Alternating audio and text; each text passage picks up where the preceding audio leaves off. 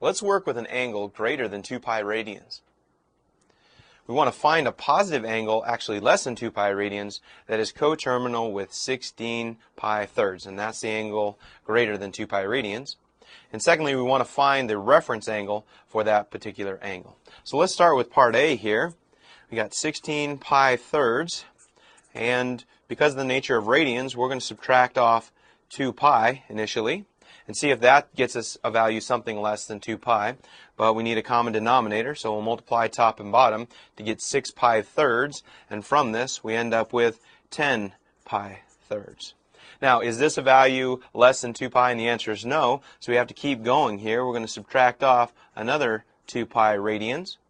Again, a common denominator of 3, top and bottom. So we get 10 pi thirds minus 6 pi thirds. That will then give us 4 pi thirds, and now we have our value. This angle is now less than 2 pi radians, and it's positive. Now for part B, we want to find the reference angle for this. The first thing we want to recognize is that 4 pi thirds is in quadrant 3. And because this is in quadrant 3, we're going to use the formula that theta prime, our reference angle, is equal to the angle we're looking at, 4 pi thirds, minus pi. And as before, we're going to need a common denominator of 3. So 4 pi thirds minus 3 pi thirds will give us a reference angle, theta prime, of pi thirds. And there we have our reference angle.